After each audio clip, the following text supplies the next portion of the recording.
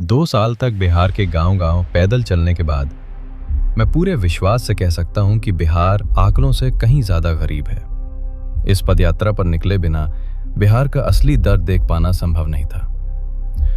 पदयात्रा के दौरान सैकड़ों बच्चे आगे दौड़ते हुए मिलते थे, जिनमें से आधे से ज्यादा के पास ढंग के कपड़े या पैरों में चप्पल तक नहीं होती। भूख और कुपोषण ने उनके शरीर को हड्डियों का ढांचा बना दिया है। लेकिन कोई आंकड़ा ये नहीं बताता कि कितने बच्चों के पैरों में चप्पल नहीं है। ये सच्चाइयां सिर्फ जमीन पर उतरने से दिखती हैं। कई बच्चे कदकाठी से तीसरी चौथी कक्षा के लगते हैं, लेकिन वे 7वीं 8वीं में पढ़ रहे होते हैं। यही हाल बच्चियों का भी है। प्रोटीन की कमी ने उनके शारीरिक विकास को रोक दिया है। अन्य राज्यों की तुलना में बिहार की लड़कियों की औसत लंबाई कम है।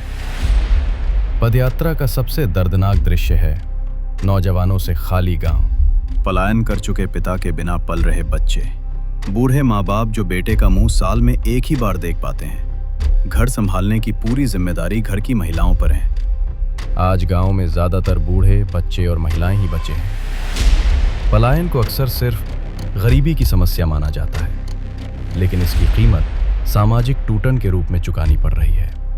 अमीरों के बच्चे भी बाहर जाकर लौटते नहीं। घर, जड़ें और परंपराएं सब खत्म हो रही हैं। बेरोजगारी सिर्फ गरीबों की समस्या नहीं है।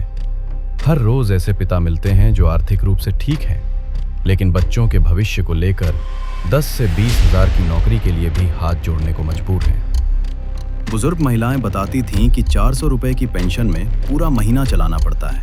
कुपोषण के कारण वे सीधी खड़ी भी नहीं हो पाती। किसानों की हालत भी भयावह है।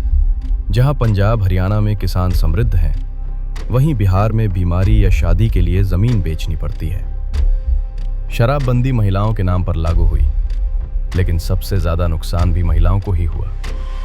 शराब खुलेआम बिक रही है, काला बाजारी बढ़ी है और नकली शराब से मौतें आम हो चुकी हैं। यही बिहार की जमीनी सच्चाई है, जो आंकड़ों में नहीं, सिर्फ पैदल चलने से दिखती है।